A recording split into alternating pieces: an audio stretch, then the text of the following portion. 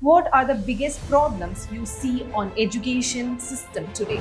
We have seen increase in the number of dropouts, many government schools closing. So, ma'am, what do you think on National Education Policy 2020 working so far? So, what changes are still needed? We feel it's more like an authoritarian concept, wherein Hindi is being imposed as a third language. Taboos and social stigma, parents are still reluctant to send their girls to schools in the bigger cities. What improvements we need to give on medical education? We have seen so many medical colleges running in just one building.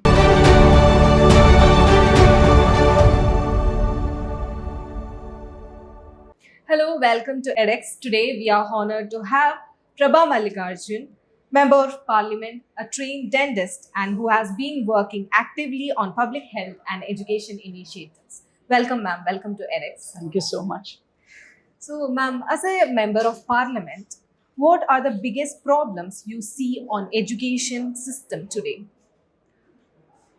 There are so many issues, especially in the public education, the government schools, which are scattered all over the country now. We have seen increase in the number of dropouts, many government schools closing, and teachers scarcity. Recruitment of teachers is an issue. Then exams, the transparency in the way exams are conducted, that is again an issue. So overall, and even in the elementary years, we see the arithmetic skills and language skills in students. That is also deteriorating. And they are less skilled when they enter the higher school, higher education mainly. So, ma'am, what do you think on National Education Policy 2020 working so far? So, what changes are still needed? See, mainly the three language policy that has become the main concern for most of the states. And many of the states, the central government, especially the way the NEP 2020 is being implemented, we feel it's more like an authoritarian concept, wherein Hindi is being imposed as a third language.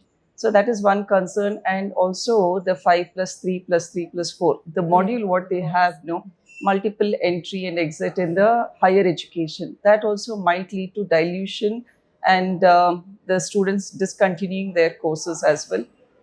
There are many good points as well, wherein through play, through interactive sessions, the critical thinking in students is encouraged. There are both advantages and disadvantages. So, ma'am, many government schools in rural areas lack proper facilities. So, what steps should be taken to improve the infrastructure and teacher quality? See, mainly, I think education is all about continuous learning, and the teachers have to be regularly updated with the teaching modules and values also to be inculcated along with academic skills. Skilling, that is also very important. Education with the right set of skills and values. This will be a very good combination. And then I feel, especially in government schools, lack of toilet facilities in the high schools, in the 8th, ninth, and 10th. Many of the girls, they drop out of schools. And also the availability of schools in the region wise, maybe at the panchayat level. Many of the, due to taboos and social stigma, parents are still reluctant to send their girls to schools in the bigger cities. So I think we should have degree colleges in at panchayat level as well. Ma'am, nowadays the digital learning is growing so fast. So, how can we make sure students in villages also get equal access to the technology? See, mainly connectivity is still an issue. We talk about digital India, but how well are we connected digitally? That is an issue. In COVID, we faced a situation wherein online learning was encouraged, and we that was the only option we had, online learning. Yeah. So right now, I feel through Digital India, maybe digital literacy is very important. It should be inculcated in the school program as well in the initial years. And the latest global trends that has to be taught to the teachers firstly, and then the students as well. So, as a dentist and a public representative, how do you think health awareness and basic medical education can be included better in Indian schools? See, as a dentist, we have a national health policy. We still lack an integrated dental or oral health policy in our basic health policies. So even the National Health Mission also, it does not integrate dental services at the primary level, the PHC, CHCs. Yeah. We have a number of PHCs, but they still lack dentists.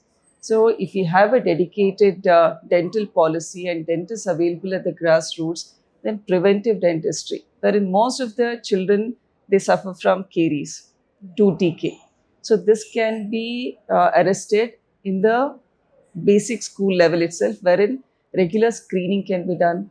And then there's something called pit and fissure sealants, wherein whatever food you eat, no, that gets stuck to the the occlusal surface, the top surface. So then, if you have deep fissures and sealants, they can pits and fissures. Yeah. You can seal them, and once you seal them, no, that takes care of food impaction and caries. The progression can be arrested. And also something basic like brushing technique. How many of us actually know the right method of brushing? So this is very basic, but I think if we have a policy wherein every child should be educated about the right method of brushing, that also is very helpful, I feel. And then you asked about mental health, is it? Yeah. See, children nowadays, stress and peer pressure and lot of substance abuse, then online gaming, betting, all these has become an influence. We see many of the students in higher education getting into a depression because of failing in exams or the 10th and PU exams. There's so much of stress. Yeah. So maybe in high school, if we educate the children about what education is all about, and maybe even the stress of entrance exams. You have so many competitive exams, NEET, JEE, everything is based only on the academic performance. So something like co-curricular activities, extracurricular activities, or your sports, your other talents also should be given certain marks and recognition, which will add up to your overall personality, and you can get into a higher education institution. So when it comes to the medical education, so there are a lot more to improve when it in medical education. Like students passing out from medical colleges are not able to treat the patients properly. So industry experience is an important take on that. So what is your opinion and what improvements we need to give on medical education? See, first of all, the curriculum, it should be at par globally. And then whenever you are giving permissions for new medical colleges, you should be very strict. We have seen so many medical colleges running in just one building. They don't have a proper anatomy setup, or the various lab facilities are not available. The teachers themselves are not well equipped with the teaching method. So then you don't have proper, wards wherein the basic, like say you are a graduate and you don't know how to measure BP. So something very, or put up an IV line. So these are very basic. And I think students should undergo rural service as well. The values like empathy, these values should be taught to the children. And then maybe we should incorporate the latest digital diagnostic method should be incorporated. Then AI also should be incorporated because these are the latest trends globally. So we should, along with the traditional medicine, that also should be integrated, along with dental education, the basics. Thank you, ma'am. Thank you so much. Thank you so much.